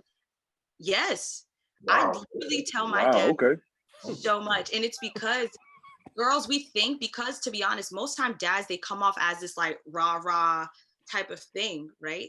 But because I knew my dad was gonna protect me, I believe that he was also gonna protect my feelings. Whereas my mom was just going to be in my feelings, you know, in my face and all this stuff and what I did right or wrong or whatever the case might be. But my dad let me know that when I did come to him, how he was going to approach me. And so my dad kept us cool, to be honest. Most times I would hear what he really thought from my mom later on, right? Would just listen. My dad would just listen. And I was like, oh my God, mom never just listens. Like, this is great. You know, because as kids, we want to tell our parents stuff, but we just are afraid of how they're going to react. And so my dad, he just kept it cool. To this day, I tell him a lot of stuff. And the last thing I'll say is this: dads, like you said earlier, are seen as the providers, right? So like for my dad, he worked a lot. There was at one point in time, I was like, Dad, I feel like I don't even know you. Like, all you do is work, all you do is this, all you do is that, you're never here, blah, blah, blah. And I remember yelling at him too. And he said, what do you mean? I'm working. And I said, yeah, well then go to work. We obviously don't need to hear then because all you care about is work. From that day, my dad, he had switched his work schedule so that he could and it was like a weird work schedule, but it was basically so that he could see me. He would get off in the mornings at like 6 a.m. So he saw me going to school. And then when I got home, he would stay up for a little bit just so I could see him. And then he would go to work. So I would say, listen to what she says. Listen to what she needs. Don't let your excuse be, well, I'm the dad, so blah, blah, blah. I'm the provider, so blah, blah, blah, right? Because kids, we don't really see that. You know, we see whether you're there or not, whether you're available or not. So I'd say that. Can I add on to something with that? Just to piggyback on what Asia was saying, that was echo, a great. Bro. I don't know what that is though. Do I? Yeah. Can you hear me now? Yeah, it's good now. Go ahead. Okay. Just to piggyback off what Asia was saying and everybody else was saying, to be transparent, I actually worked a job where I worked on cranes and rail equipment, and I travel all the time. I've been doing it for the past 5 years. And my oldest daughter is 9, and I have a younger daughter that's 5. And to go to your point is my oldest daughter, obviously she's seen me travel for the last 5 years. So she was saying the same thing you were saying, like, you're never here. Like, sometimes I'm going for 30 days at a time. Sometimes I'm going for 2 weeks. And I was listening to what you were saying because I just recently changed my career and started a new job today because I thought about what she was saying. I'm like, yo, she's making a point. Like, I'm not here enough. So I get what you're saying and I hear that, but I could see the difference in her face. It lit up today when I dropped her off at school because she was just like you taking me. So I just wanted to add on to that. You are telling the truth. Man, shout out to you, Jay. Shout out to you, bro. I appreciate it. Yeah, that's dope, bro. That's dope. Absolutely. For real, man. I appreciate it. Thank y'all, ladies. I appreciate that. I just wonder all the time, and I just want to get it right. I just want to get it right. Lewis, if I can say from a real place, bro, you are getting it right. Stop putting so much pressure on yourself, my guy. I know, you know what I mean? We rap, bro. You do the things that's going to matter. And on top of all that, you're not a dumbass. I think you can read situations well enough to understand that, like, if she had to model who she was going to seek in life in any realm, if it was you or your wife, she's going to be okay. I really believe that. You know what I'm saying? So because as black dads, especially one specifically that like didn't necessarily grow up with dads in the house, we don't know what we're trying to show our children. We don't know what we're trying to emulate at all. Yeah, I get that. I don't know. I get that, but I can tell you one thing that I know. I tell my son every day, like, I'm not gonna always be right, but I'll always be there. So sure. I want look, I can't tell you I'm always making the right decision. Y'all know me. I'm honest. I'm gonna say like, damn, bro, I fucked that up, but how can we get through this and make it better? I'm like that with anybody. You know what I'm saying? If I rock with you, if I mess up, I'm like, hey, bro, my bad. I really ain't know, because I don't maliciously do anything. Right. So if you rock with me, you're gonna know that my character, you know, you're not gonna question my character because I don't move like that. And after that, I'm gonna ask you, hey, what can I do? And if you know, nah, man, you da-da-da, I give it space, but I'm always gonna be there, allow that time for growth. And I'm saying that to say, I think as long as you keep that mentality with your son and your daughter, and hell, your wife too, you know what I'm saying? It'll be all right, because a lot of times as black men that's trying to be a husband and a father, we're chasing something that we don't even know if we caught it. That if we became the husband and the father that we thought we wanted to be, we wouldn't even know what to do, because we don't even know what that looks like for real. You feel me? Right. Bro, my therapist and I talk about that all the time. You know what I'm saying? Everyone Over said lunch. Y'all do that over lunch? Oh, we do it over lunch because I eat lunch after therapy. No, hey, I appreciate y'all allowing me to have that moment of vulnerability. And K-Dot, man, I appreciate you saying what you just said, man. That means a lot for real. For sure, bro. For sure, bro. So I know y'all been up here giving vibes. We're gonna close it out with this. I'm gonna ask this, and I want y'all to be 110% real. How should men approach a woman like you all? Has a career. She doesn't need anything. Like, how would you express how to be approached? Nah, this ain't it. This is it type vibe. Man, the way y'all be staring, I hope my audio is delayed. Y'all be we're thinking. Yeah. Hey, Jay, you say something, they be like, what? All right, boy. Well, I thought you was froze for a second. I ain't gonna lie to you. I'm up here tapping the mic like, yo. Nah. Boy, I need to put the questions in the chat. Nah, your ass need to go to therapy. Nah, but for real, how because I'll say this from my art end while y'all thinking. Obviously I'm married, but like just being around and seeing the game happen, like approaching ain't really cool like that no more. Like just like coming out, and I know somebody close to me that's single, and when he tell me his stories, I'm like, well, thank God I'm married, because nigga, I wouldn't make it then, because he a good dude. You know what I'm saying? He do what he got to do, and it be real subtle approaches, but it's like the nice guy thing to an extent. That ain't what's really attractive. The chivalry's dead type out, like all these things that I'm like, damn, where it worked for me going on 12 years. I'm like, oh shit, it wouldn't make it out here. So how would he approach, or how should he approach, or at least hell what not to do? So you saying he's been a nice guy, right? To an extent. He ain't been a gopher, but he been a nice guy though. You know what I'm saying? He's like, he ain't been like a gopher, you know what I'm saying? But like, for instance, yes sir, no sir. I can give you a real life experience. This happened to me for real. And I wasn't even trying to approach this woman at all. I was going to Chipotle. I'm on the phone with my wife. I'm coming from the outside. I always hold the door open for people, no matter what. Male, female, don't matter to me. I just think that's rude if they close enough, right? I walk up to the door, I can't remember if it pushes in or out. I walk up and she stops in the inside of it. And I was like, and I opened it, like, yeah, come on.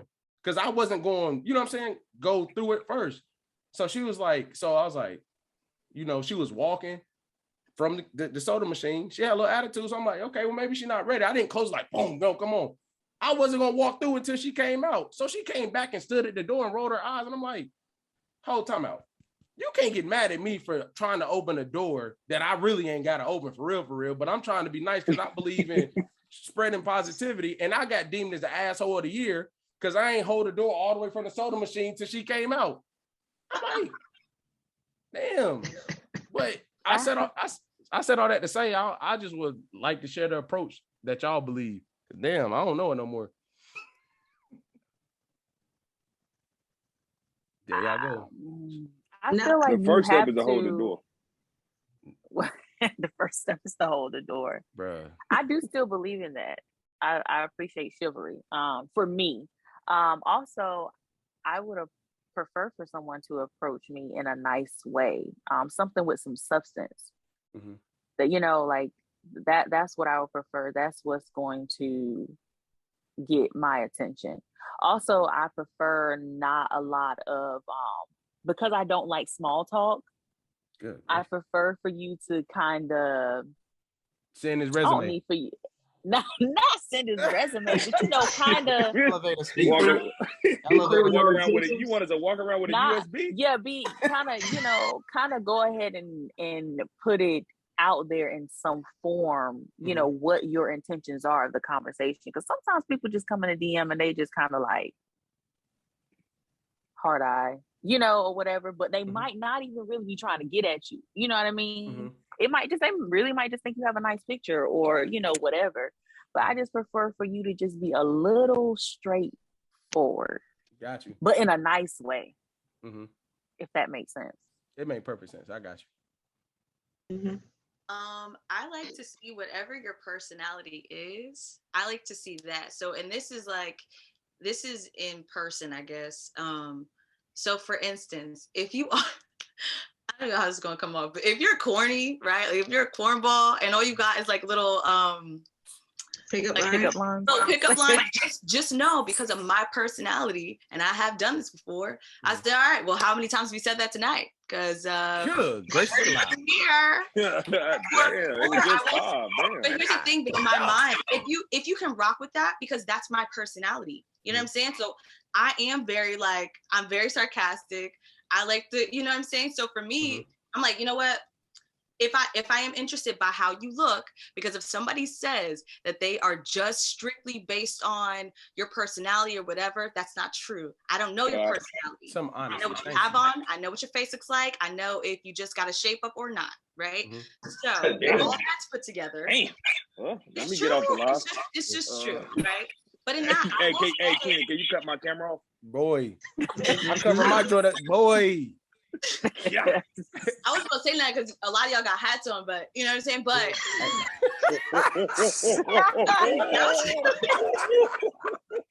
Man, hey, it'll be a bad day if they take them joints off. I love. Hey, take these shits off. We ending the live right now. Because if I'm interested, if you say a joke or pickup line, I'm gonna say, you know what? I'm gonna let you try it again. You know what I'm saying? Because for me, I'm a fun type of person like that, right? For sure. If you are more of like a serious type of person, then come to me with that. I like be a little creative. Because here's the thing, we're hearing the same lines from the same people all the time. If you don't stand out a little bit, I'm literally gonna think, like I said before, all right, he said this to at least 3 other people tonight. He's just trying to see if I'm a roll with it or not. Right? Like he's not really trying to check it for me. He's just checking for anybody that will go along with what he's saying. Are y'all opposed to approaching? I'm just asking. Don't touch me. Say again. Don't touch me. Oh yeah. Oh, that's No.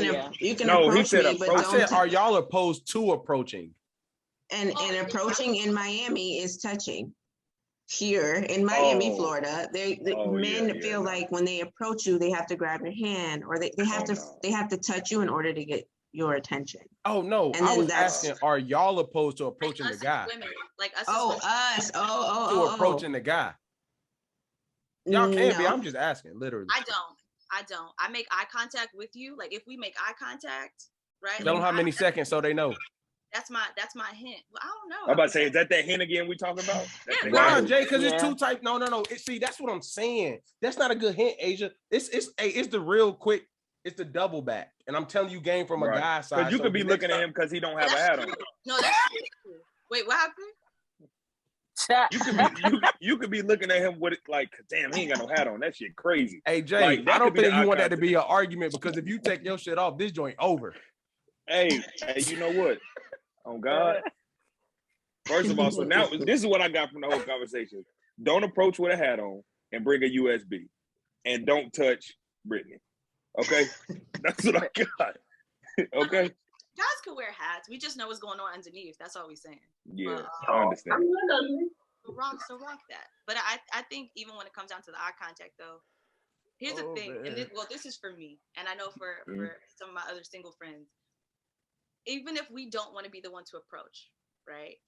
We'll make eye contact with you, right? Boom. That's the first one.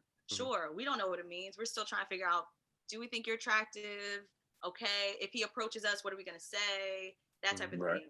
If you walk around or I go somewhere else, we will try to look to see where you are. Because we're trying to see if you came there with somebody, are you just there with your boys? Are you looking at, other women, or how are you approaching them? We're looking for that, right? So at some point, we're gonna make eye contact again. If you're checking for me, I'm checking for you. Come on the second one. Yeah. Gotcha. So I'll be the oddball out here and say that I actually enjoy approaching someone versus them approaching me. I actually approached, if you will, or slid in the DMs of my husband. That's because I felt like, so I have a very dominant personality, and I'll leave it at that. And if I approach you, you can already get a feel for who I am and what I'm bringing to you, right? If you can match my energy off rip, then I already know where this is gonna go. Versus if you come, I don't like to shut people down. So I'll do it nicely and slowly. But I feel like if I approach you, then I'm not giving you the opportunity to even for me to have to shut you down. So when I say that, you know, there's always instances where guys come up to you, they want to talk to you, how you doing, whatever, the small talk. I'm with Princess on the small talk thing. Like, I ain't really feeling it. 9 times out of 10, we're in an environment where it's really loud, unless you run into each other at the grocery store. I don't want to hear what you have to say right now. Like, not right now. Like, let's save this for later. I don't do the small talk thing. But when I approach you, I feel like I'm giving you the opportunity, like I said, not only to see my personality, but I can get a feel or a taste for exactly who you are according to how you answer the question that I bring forward to you. So I'm fond of approaching somebody when I was out in the streets. Got you. Princess, how about you about approaching? No. Not But my thing. You give the signals though? You give the signals to be approached? Yeah. Okay. All right. Bet. It's with the eye contact, like she was saying. Mm-hmm. But I would say for guys who are listening, if you look at a girl and she hurry up and turn her head, that's the signal to not. Boy, boy. Jay could have told you that. Hell yeah, you about to go get your shit fried. You better say back, boy. Because everybody looks for that eye contact and how long we gonna hold it, so that way I know if I need to start walking. So if you make the eye contact and then the girl just kind of go ahead and do the head turn, and that means you just probably don't need to walk over here. So right. Last question, just yay or nay, and then we out. Approach while your friends are around. Do what? Approach while your friends are around. Oh, you asking them, do they like men to approach while they friends are around? Should they approach while your friends are around? That don't matter. Okay. You can use it to your advantage if you're a G. I think it depends on. Hey, talk your shit, Luke. Yeah. You can entertain the group. Use it to your advantage. Entertain the group. Entertain the group. I'm sorry, I'm getting too much game away. Hey, look, I ain't saying nothing, nigga. I ain't giving nothing. I ain't saying nothing. That's the paid class, Lewis. My bad. I'm putting myself on mute. Asia. No. Got you. Appreciate y'all. Hold on. Wait a minute. Oh, I had a quick question. I know you was about to end this, but I got a quick question because I ain't got to end it. I love doing this. Go ahead. How often, for the men, do y'all set boundaries with your women? The women that you're talking to. Like if you meet somebody and I don't mean first date, second date. I mean y'all are talking for a good amount of time. How often do you set boundaries with her in terms of where the relationship is going or what you want out of it? You basically saying like, how often do I post check and let you know like we doing too much, we not doing enough type vibe, those type of things? Yeah, because to Princess's point earlier, she was saying how she likes somebody that's straightforward. If you don't have what I need, then what are we doing? Why are we here? But there's some people that actually like what we used to call them back in the day, like butt buddies. Like people establish those boundaries off rip. Like this is what we're doing. This is how it's going to be. Yeah. And that's nothing more, nothing less. So how often are y'all doing that with women that you meet? So Earth 98. This is Earth 99 or Earth 98, Jay. 98. Oh, okay. It's all the way on 98. 98, boy. So I would say when I say if everything is good from the jump, right? We both say like we're into each other, right? If I feel a change of energy where it's like maybe I see that what we were doing was going in the right direction, we kind of stall out, I'll post check and come in and rap about, ask like, hey, how's everything going? And then if I'm feeling different, I would just say it. I've learned that if women are more likely to let you down softly if she started out liking you and now she don't like you no more like that, she gonna try to lay you down softly. You know what I'm saying? So I think when it comes from my perspective, I'm gonna check in when I see the energy shift. You know what I'm saying? Because I don't think that if I'm not interested, I'm like, I appreciate this. I kind of slow down on certain things because I don't want the physical to go too far and stuff like that. And just have a conversation like, y'all really love how it started, but right now it's not. If we going getting better, I'm gonna say, hey man, I'm really starting to like your ass way more than I thought I would way too soon. I'm just being honest. That's how I think it works best. You know what I mean? Because if we started knowing that we trying to go to this level and this level coming way quicker than I anticipated, you ain't gonna have to guess how I feel because I'm gonna tell you. And if you're like, oh shit, nah, nigga, you crazy. I'm gonna just have to eat that and move on. Okay. Hey, I'd agree. I'll say, I'm gonna say almost word for word, and the proof is anytime that I've ever been dumped, it was initiated by me asking the question, right? Like it's never been a situation where like I was met with, I ain't feeling this, I don't think it's going, how, I don't think we're on the same page. It's always me feeling something like, it stink under that rug. Like what's going on? Like what is it? What? That's mildew. Ooh, that's a horrible one. That's a horrible one. But yeah, and every time I felt that way, it's always been what I thought it was. You know what I mean? Like we were off, and they wanted to go another direction. So I would say I think we feel it more often. I think we're also scared of that result, though. Mm-hmm. I think so. We'll avoid even bringing it up. Like what? That'll go back into the whole ego. Do we want to hear it thing? Well, Mike, you know me. I gotta hear. I'm gonna ask you. Yeah, I gotta ask. I gotta ask, bro. I gotta ask because I think we as men. I'm gonna say this, and then I'm sorry, Lewis. I'm gonna jump to you. My bad. We know if we want to marry you within 30 days of consistent interaction. We know within 30 days. Yeah. Like, oh shit, this can be it. Yeah. We may not say that, but we know. I guarantee it. Yeah.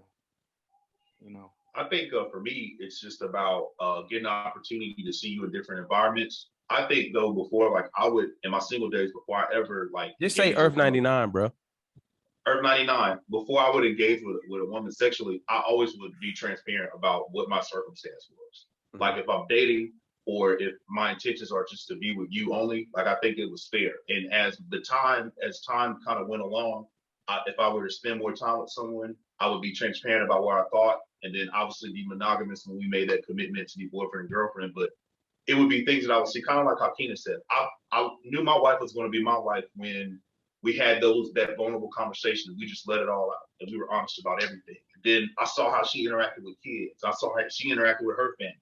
I was able to see the things that she made a priority that allowed me to know that she's someone that I could be with long term.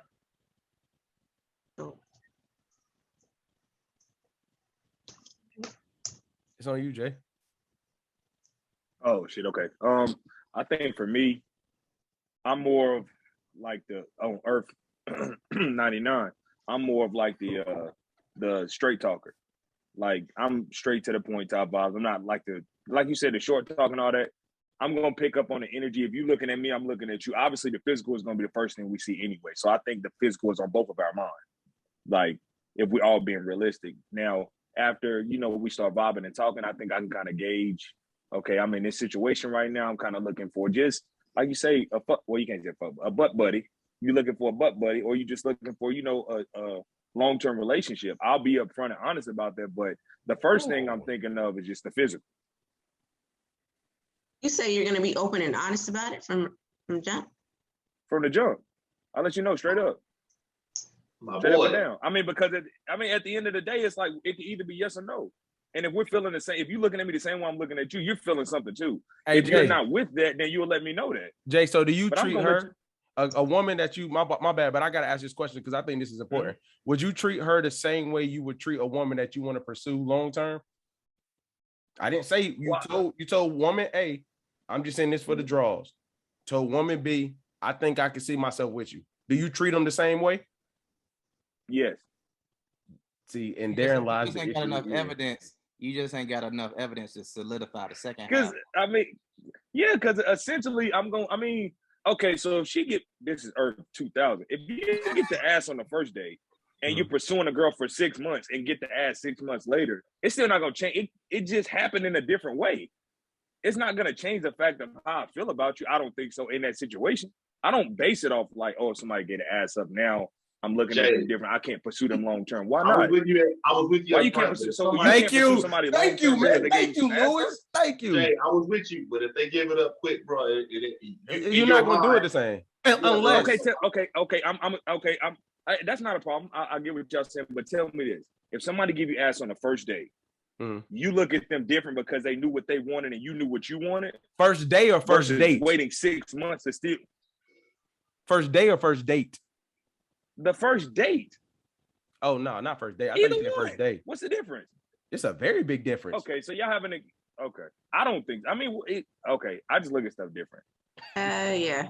I feel like it's levels of maturity. I feel like as old as we are now, in our latter 20s, early 30s, I feel like you kind of know what you want. So if you're out here dating now and you have sex on the first date, I mean, that's what you wanted. That's what you saw. That's what you wanted. I'd have to, I'm not a man, so I can't speak from the male perspective, but I do agree in a sense that we both should be adult enough to go after what we want. I feel like there's been such a stereotype around women are hoes if they sleep with you on the first, or, oh, I got it easy, because why? Like, why is it that her sex drive wasn't as high? She was as high as yours. She was attracted to you. She sees, that it could possibly go somewhere. She just wanted to have sex with you.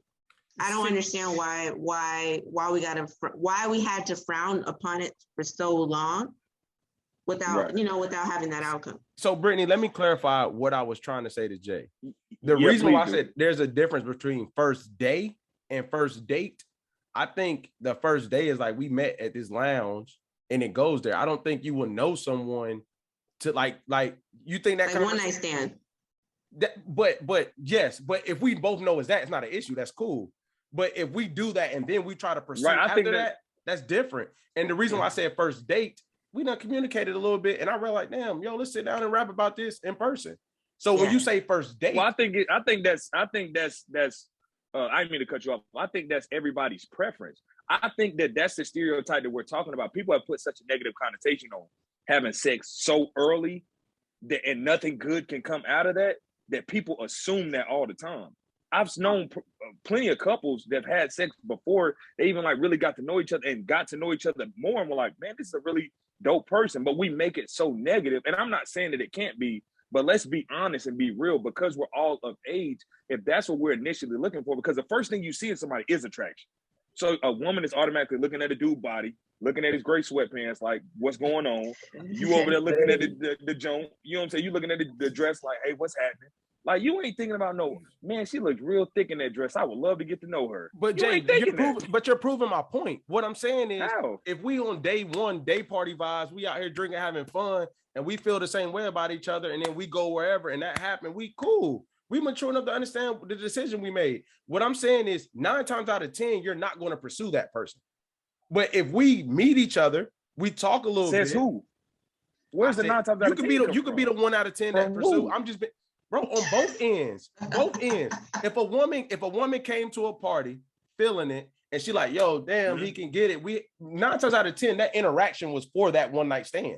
We both understand that. There's rarely, if ever, like Brittany just said, if a woman knows we're grown, we know what we want, we come into this place, we do this, we meet each other, the vibe's going great. You know what? Damn, he's saying the right thing, she's saying the right thing. We have this sexual interaction. Cool. It's like we agreed but like we knew we were having that one night stand. We both went there to do that. What I'm saying is let's say 8 times out of 10, there's nothing I'm not saying it can't, but 9 times out of 10, if we both agree that, the right vibe is happening, we did this as adults, nothing's going to come from that. But if we meet, but the thing is, you can't. How do you know nothing is going to come from that? What are you basing it off? I didn't say an absolute, Jay. I said 9 times out of 10. No, you said 8 out. But that's what I'm saying. Where I think the 9 out of 10 comes from people having that negative connotation and making it the 9 out of 10. Nobody has evidence or facts that this doesn't work. Hey, look, I'm gonna put it like this: Earth 2001. If we get 9 like that on the way to the Uber, on the way there, we already having that conversation. Like, hey man, this is what this is. We done had this fun. We understand it. We talking. This is what that is. Come on, Jay. Come on, man. Come on, man. Your wife must be behind your phone. Go ahead, bro. No, man. I'm sitting here. Actually, I'm really confused though. But I really don't want to drag it on because I look at things different, bro. Do y'all understand what I'm saying, ladies, or am I tripping? I'm gonna just leave it at that. No, I I get understand it. what you're saying, but I also understand what he's saying, though. Right. Like, I feel like an example of that would be like maybe it's somebody that you done had your eye on for a while. You know what I mean? And it's just like it ain't never been the right opportunity. But y'all both at the day party, y'all both drunk, y'all see each other, boom, y'all make that eye contact, y'all smash. Okay. Are you just supposed to assume that nothing will happen just because we did it the first time that we ever actually connected? You know what I mean? This could be somebody that you been seeing around, but it's never been the right opportunity. No, that doesn't necessarily mean that. Y'all may have been just consensual adults and, you know, did what you did. And then after that, it's like, okay, well, maybe we can see where this can go. I'm feeling you, you know, whatever. I think that's with that context, I agree. With that context, I agree with you. I wasn't thinking like that, but I got you. It was the context for you. She said she's been looking for him. Bro. Sir, could you stop being aggressive, sir? I just asked a question. Oh my God. Hey, take your hat off, Jay. Anyway, since you want to talk, take your hat off if you want to go there. I guarantee you, no one night stands coming out of that. Oh my God. You ain't giving that ass up on no day. You take that off. I know. All right, I'm gonna let you. Hey, you might be right, boy. That's why I'm glad I'm married, boy. You might be right. Hey, but anyway, man, Millennials versus the World. Thank you so much, Queens, for coming on, rapping with us, man. For all this authenticity entertainment, man. Thank y'all, man. So I ain't gonna make y'all talk anymore. I'm gonna tag everybody in this, man, so y'all can peep these young queens and everything they doing. Thank you, Bryttany. Thank you, Aisya. Thank you, Princess. For real, man. Appreciate y'all so much. The sweetest ingredient in any song. Pause by MW. We ain't talking